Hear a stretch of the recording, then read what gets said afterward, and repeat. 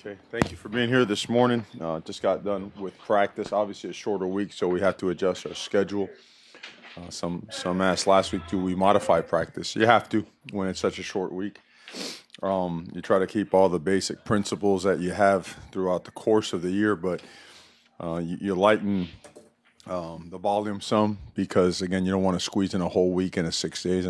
And actually for us and for Oregon State, it's probably less than that because we have a late game and we have an early game this Friday. So you're cutting out almost 2 days. But so we did we had a full practice today. And when I say full, we did our regular plan and we shaved some reps. We shaved the period off, but the intensity was really high.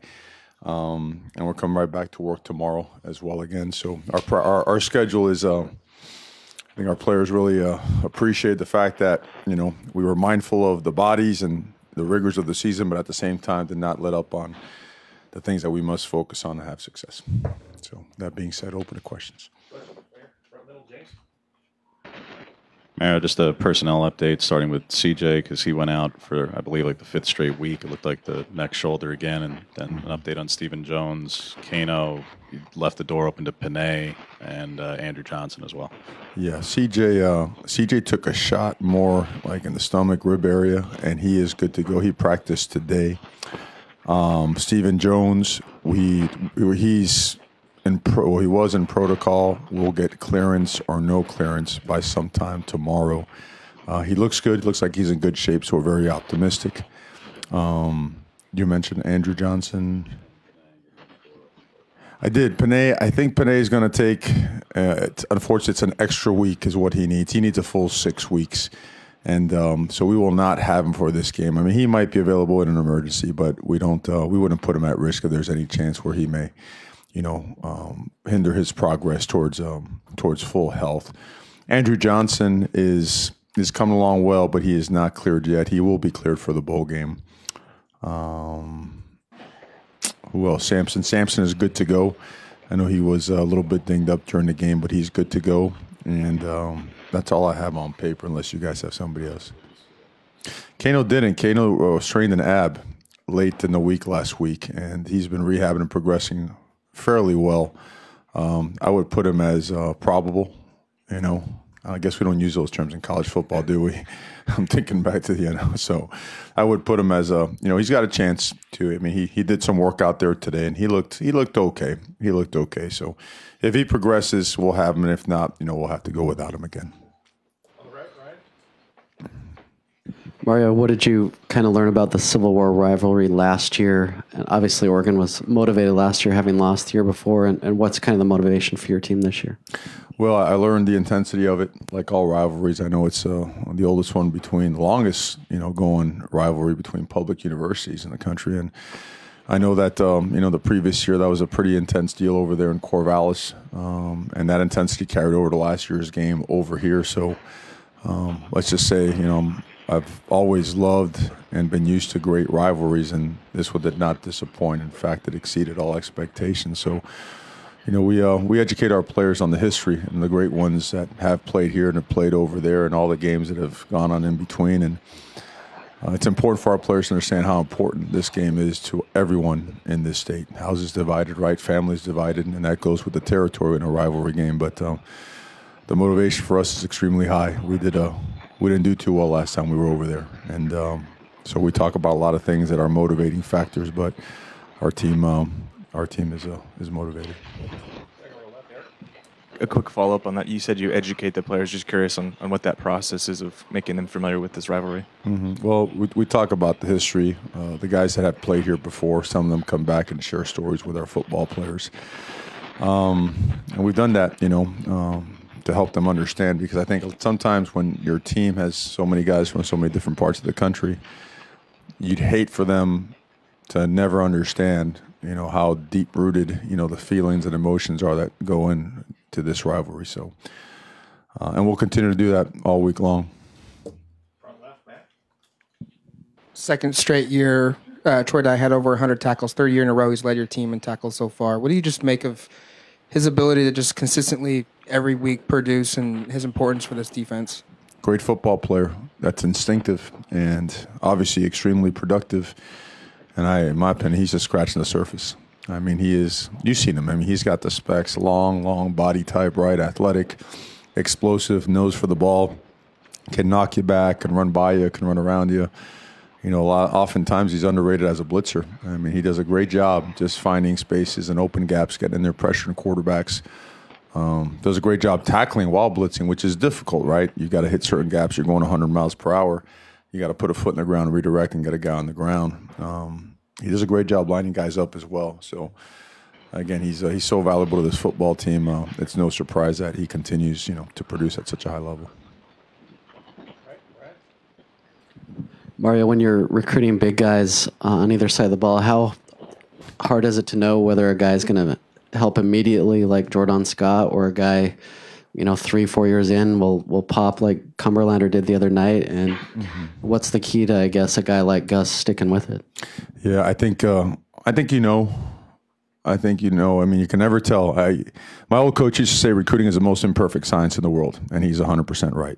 So you have to be able to project, what's this guy going to be when he gets on campus? If he works hard during his offseason here in high school, what's he going to be like 3 years down the road? And I think Gus is a great example of the 3-year down the road guy who you saw the long body type, you saw the athleticism, knew at the sport, played multiple sports. And so recognition and reaction was, probably something he was getting used to. But, as time goes on, he continues to work the same techniques and fundamentals that come with that position, right? The mother of all learning, the repetition, just again and again and again, like peanut butter and jelly. All of a sudden it becomes second nature. Those hips roll, right? Those feet are in the ground. The hips unlock. You get full extension. Now you start using, the gifts that you have, your ability. And he's really showing it. And he's another one that's just now scratching the surface to what he's going to continue to develop into. And then you have, guys on the opposite end of the spectrum, like, the Paneys of the world, where you get to work with a guy like that in camp, and after 3 reps, you're wondering, okay, we got to get this guy. How are we going to get it done? So been around, both sides of those things, and you've been on both sides where it's been disappointing one way or the other, So those things are imperfect, but we certainly were thrilled and blessed to have, a guy like Gus and the way he's playing now. And certainly, we look forward to having a guy like Panay back on the playing field. The Beavers are in a rebuilding mode. Jonathan Smith, his first year as head coach. What have you seen out of how his game plan and how he runs his offense? Sure. I mean, you see a lot of explosive playmakers. Obviously, the back has garnered a lot of attention, rightfully so. As a freshman, he's widely considered, one of the best freshmen in the country. The offensive line has done a tremendous job for him. There's a lot of carryover to what you've seen in Coach Smith's history. He does a great job. Great football coach. Extremely smart. They scheme you up pretty well. They understand where the holes are and they go after it. From game 1 against Ohio State to, coming back like they did against Colorado, they continue to churn out yards and points, and they've got a lot of talent. Some of it's young and some of it is not young. You got a very big defensive front, maybe the biggest that we have seen so far. And when they're on point, they hurt you. They can make a lot of plays. So a tremendous amount of respect for them. They've got a good football team, and we know that we'll get their best, just like they're going to get our best. Hayden kind of touched on it, but just the explosiveness at receiver seems like they've got multiple guys that can be big play threats, and Hodgkins, Bradford, and Hernandez. What do you make of that trio of guys? Well, they're very disciplined route runners, number one. I mean, they understand their offense really well. They understand coverages. They set you up really well. They're polished route runners, I should say. And they're explosive. They're guys that have legitimate speed. They can create separation. They find soft spots, and they catch the ball with their hands. They're not body catchers. They get their hands out there. They secure the football. They're good with the run after a catch. I mean, there's it's no secret why they're scoring so many points. They've got a really good, really good offense. You had a couple, I think, previously unheralded walk-ons make some plays. Justin Collins with the catch at the end of the first half. I think Nate Hugliani played the last couple of series on defense. Mm-hmm. What do you see from those two guys, and how impressive was it they stepped up in those spots? Great, a testament to them and their coaches for bringing them along like they did. Those guys work really hard. Those guys do all the right things all the time. And we're over here, there is no judgment whether you're a 5-year, a 5th-year senior, whether you just walked on. If you're producing and you show that you can be trusted out on that football field, you're going to get a shot. So opportunity now tapped on their shoulder on Saturday. And a huge play by Justin. I mean, absolute humongous play to get us down there right before the touchdown, before the half. And then, Nate Hukalani got himself 14 snaps. If you saw the short yardage play and how he fit in there and made a stop on that, it was an assist on the stop, as well as, he did a great job lining up, helping other guys line up while they were going tempo. He's a really good football player, very smart, very instinctive. He's physical. He's a good linebacker, and we expect those guys to continue to contribute more and more. Aaron, how much do you make of this week in talking to the team about what's literally at stake here beyond the rivalry itself? Not to take away from it, but obviously when they're in a bit of a rebuild and this is the end of their season one way or another, you guys are playing for bowl positioning. Do you make that part of the conversation and part of the message at all? I think it's always you always assess yourself, the opponent. You talk about both. We're rebuilding a program too, and to me, that's the biggest focus of anything else. We got to understand where we are, where we're going, and the progress that we've made, and we want to continue it. So, I'd say the bulk of the focus is on that. We recognize again the good players that they have and the type of play that they have shown that they are capable of on several instances. And, when you watch film, you really get to see a lot of things that probably doesn't make it out there in the media. There's so many times in a game where they're about to close it out or they're about to take it over, and whether it was a fourth down stop or whether it was a miscue, kind of flipped the game the other way. And so we recognize that this team has a lot of good football players, and that's why we have so much respect for them. We're looking forward to playing them. Oregon State hasn't been afraid to use several trick plays this season. They used several against Washington State. I'm sure you saw that. What do you tell your guys about, especially on special teams, always kind of keeping your head on a swivel? Play discipline, because if you start telling your players, watch this, watch that, they're going to watch their own job and their own responsibilities. So because we've seen all kinds of stuff on offense and on special teams as well, discipline is at a premium. It always has been. So number one, that can never change. That's always got to be one of the absolute principles and values of what you do. But you show them the tape so that you understand, look, some other teams might have shown one every now and then and maybe not run it. But these guys do. They run it. So don't let your eyes drift.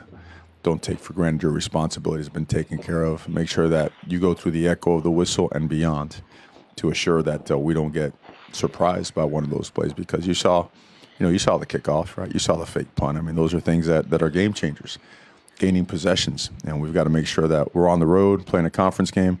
We can't give up any possessions.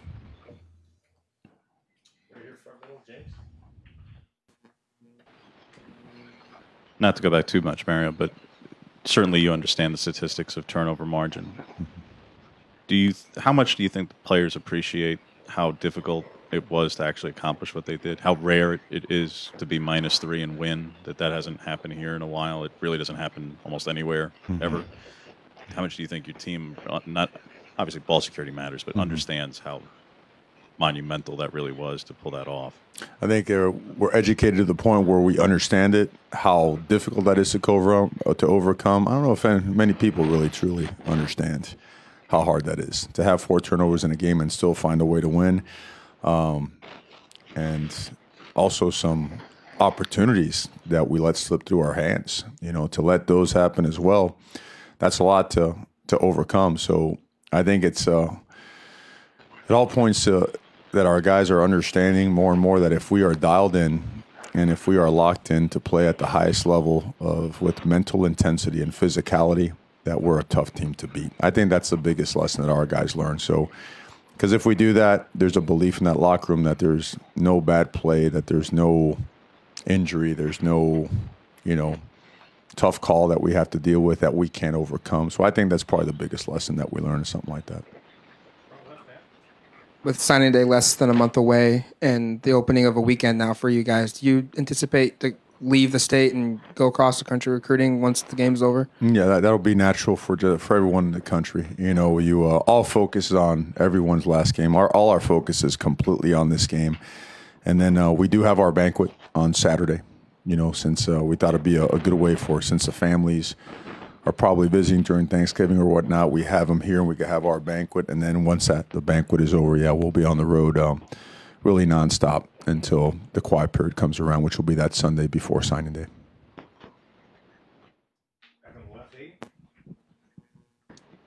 You just mentioned Thanksgiving. What's on the dinner table at the Cristobal family Thanksgiving? I don't think I'll be home, So I think what pizza place is open where they can deliver something?